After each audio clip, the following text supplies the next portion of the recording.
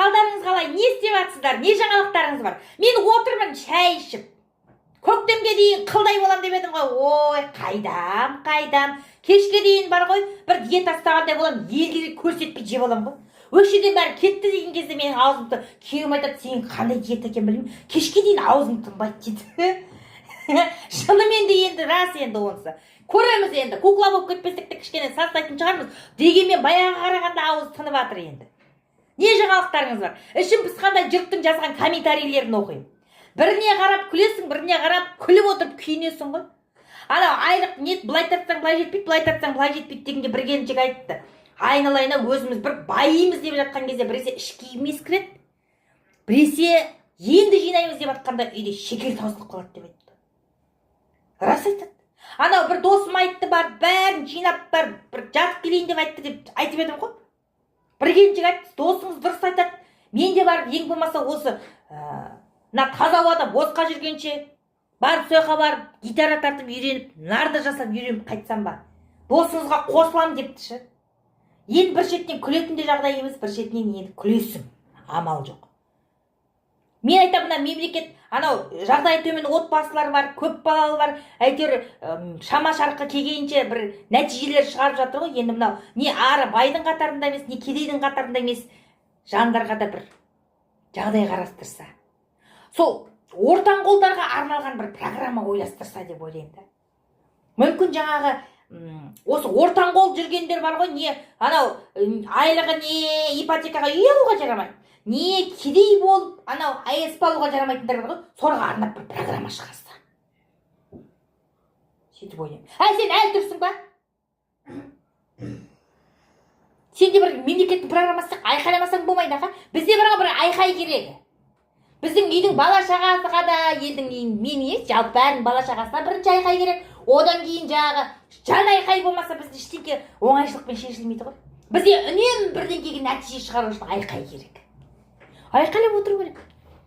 Қалайсыздар? Ой, ертектерді айтамын, бағана айттық қой, ауырған кезде образға кіріп-тіріп, ауырғанда үстіне 7 қабат көрпені жамылып, дірдек қағып, ой, келмей аққан ауруды келтіріп, ата бабасын шақырып, мен өлгенде маяға тиіп кетпе, бүйтпе, така деп тұрып ауырады.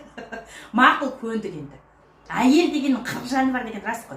Еркектер өзі анау жан сыр келеді да, бізді бір машинка деп ойлай ма? Бізді бар ғой, инкубатор машинкалар деп ойлайды деп, тауық жұмыртқа туа беретін инкубаторлар бар ғой. Сондай деп ойлайтын болу керек. Бүгін ана халықты әлеуметтік жұмыспен қамту және әлеуметтік бағдарламалар министрлігі бар ғой.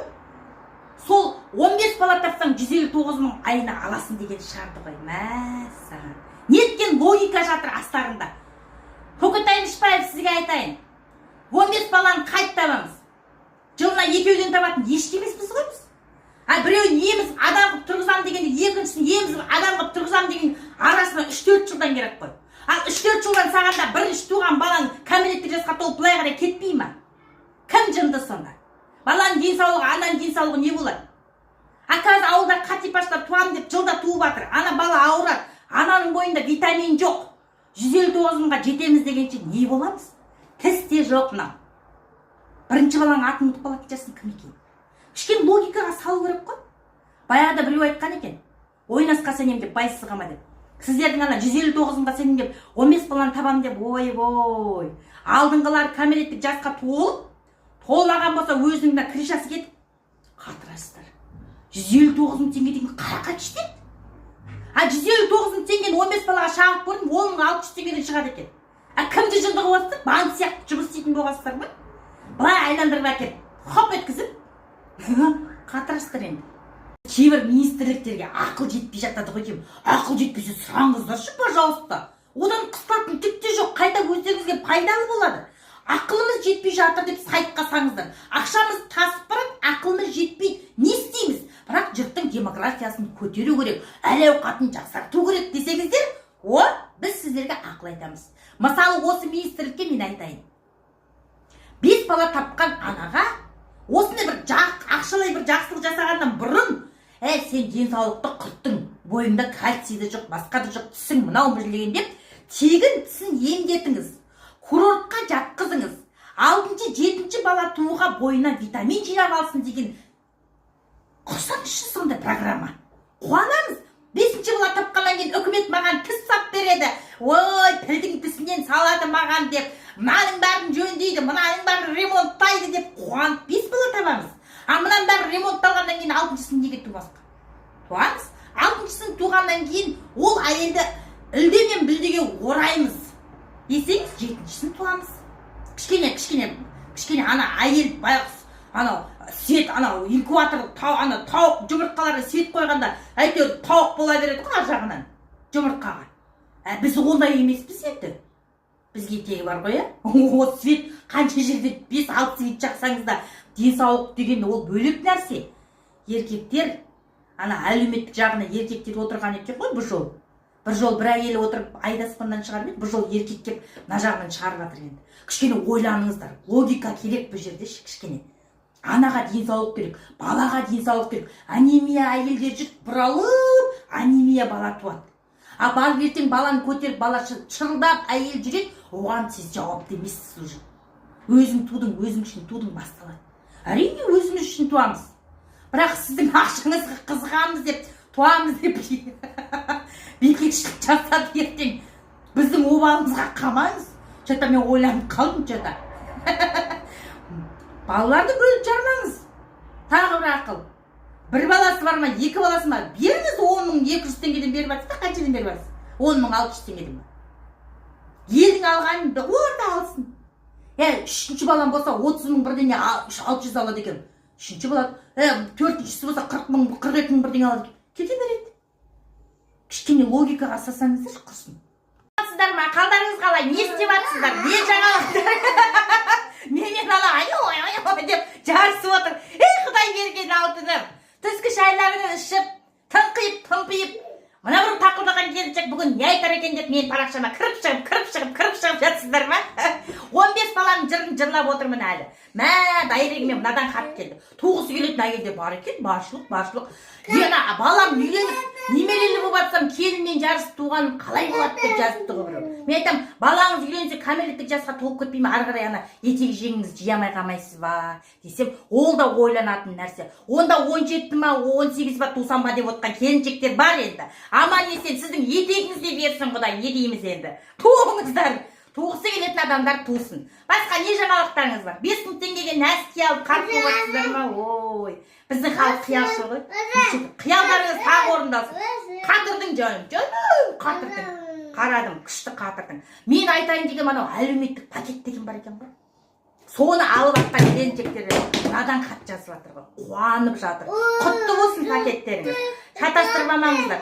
Көп балалы аналардың алатын жаңағы жәрдемақысы бір бөлек, әлеуметтік пакет алатын жаңағы жағдайы төмен отбасыларға берілетін әлеуметтік пакет деген бар. Ол бір бөлек. Оны алып атқан келіншектер дән риза енді. Енді ішінде бәрі бар дейді. Қарақұм кәмпит, хрутка деген жаңа жейтін ана бір қытырлақ пәлелері, геркулестің кашасы енді мынадан дейді. Құтты болсын. Бала шағаның игілігіне жарап, денсаулықтары мықты болсын. Оның алдында 21 мыңнан алып атқан әйелдер болды ғой, 101 мыңнанша. Олар ақша алған кезде олардың бәрі балаға жұмсамайды ғой ол ақша. Сотқа алып алған келіншектер болды. Күйеуі тракторны запчасть алып алады. Одан қалай берсе ішімдік ішетін отбасылар болады. Балаға деп жаңағы ақшаны алады да балаға жұмсамайтындар көп қой. Арасында енді. Мынау дұрыс табылған шешім. Бала үшін ақша аламын деп шырылдадың ба, мә саған деп пакет беретінді шығарыпты ғой. Дұрыс? Ана қыркүйектің басында киіндіреді, сөмкесін әпереді, мектептің құрал жабдығын әпереді, тегін тамақ ішеді. Мұнда не анау өгізді деп өлтірмей арбанда сындырмай жатқан біз мынау шыбын құсап арада қыстырылысып қалдық ау. Анау мектепте ол жаңа біздің балалар қайыр жетті мына жақта да бізде әйтеуір Аллаға шүкіршілік енді кәмпит пішінесіз бар, қаншайымыз бар ғой енді. Бірақ жаңағы әлеуметтік аз қамтылған отбасының балалары мектепте банан, йогурт жейді екен ғой. Біздің балалар келеді ғой. Неғып біз сондай болмадық? Біздің де жегіміз келеді. Алар көзімізді қызықтырып тұр жетпейді. Соны кішкене былай қарай кететін кезде пакетіне сап жібере ма? Сондай қысада болады. Оба мына балалар, бала ғой енді қызығады ғой. Болмаса олардың жейтін мына жерге сатса, бірдеңелерді әпереміз енді қайтеміз.